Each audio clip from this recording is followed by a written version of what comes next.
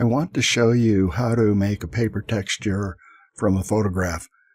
Pretty much any photograph can work, but those that are evenly lit across the rock or whatever, asphalt, you can use pretty much any kind of texture that you find in nature or canvas, or really you can make a paper texture from anything.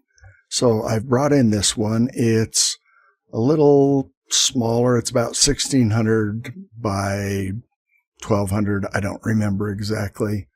1200 by 850 about. But anyway, this is the one I'm going to make a texture out of. And you can see there's a lot of noise going on here. Noise, I mean a lot of little visual elements going on here. This is a good choice for making a paper texture. Right now, the define pattern is not set on, so I've still got my patterns and papers out. And I'm going to go ahead and select the original paper, just in case of the brush I'm using. And I'm going to come here and define the pattern. Now holding space and shift, I closed it again. Let me bring it open.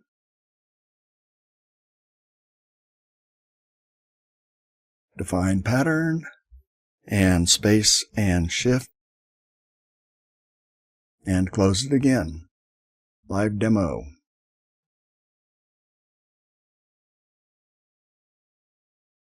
Patterns, define pattern, space and shift. There we go. Now see, here's what you want to get rid of. You do not want to be able to see these seams.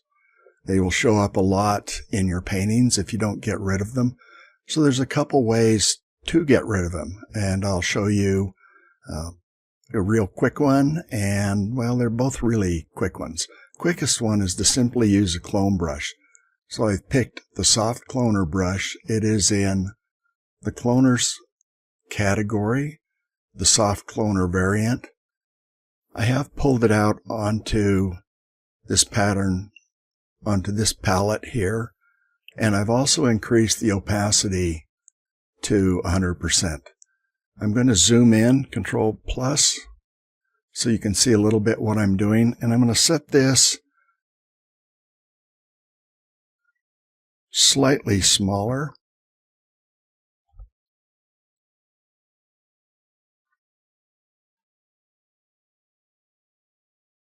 So 12, you can use whatever you want. Okay, so 20 pixels, 100% opacity, and I need to hold down the Alt key. See how it changes to this little crosshair? This is what I'm going to end up cloning, whatever's under this crosshair. And it will move with the brush. So I put it over what I want, tap it. You see it showed a little 1 there. Then I can come down in here and I can paint out.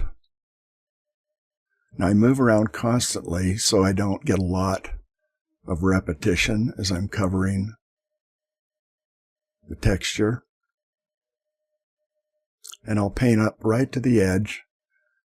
Most brushes I could go over the edge, but I like to be a little more careful.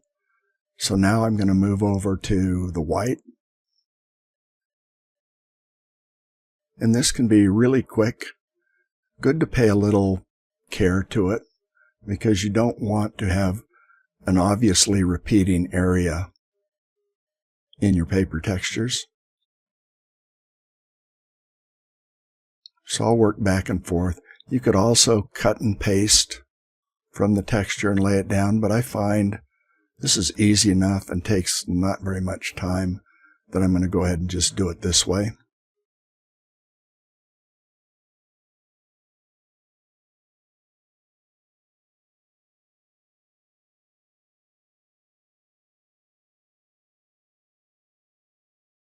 Like I say, move your cursor around, pick from a few different areas so that you don't get a lot of repetition. An area like this, watch, it will repeat. See, I don't want that kind of repetition.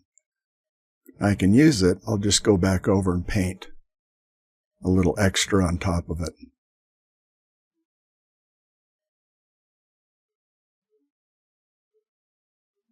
So just move around. I was going to say just walk around, but just move around and cover these seams. It's not hard, only takes a few minutes. Get rid of that one there. So you can see I'm clicking and moving around as I go, so I don't duplicate any area too much, so I don't have something that's obviously repeating.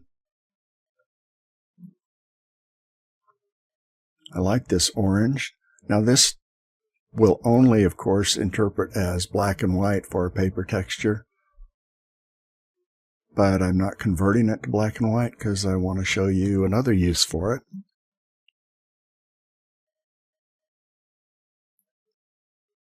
The larger areas, things that are big, like the big dark holes and things, I'll generally paint over them a little bit. Otherwise they do, even though they're not a seam, they do repeat. You will see them if you zoom in with the paper texture in or out. So I just find it best to paint over them, make it so they don't repeat.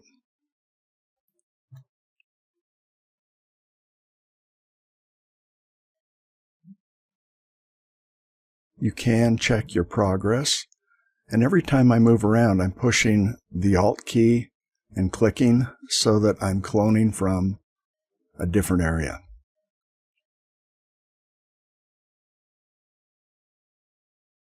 I'm going to get rid of this because that's kind of in the middle and it'll show off a little bit too much, I think. I'll zoom out,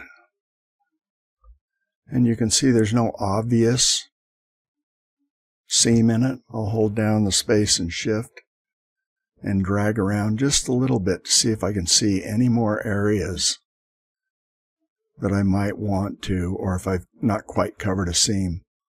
And it looks pretty good. So I'm just going to kind of leave it like this. Now this will repeat in a large sort of way, so you could decide maybe you want to get rid of a little bit of that. Because this is so quick, I use a small brush, so I have to pick a lot of different areas to do it. But again, it's going to be less than 5 minutes to do this. And I think that probably will do.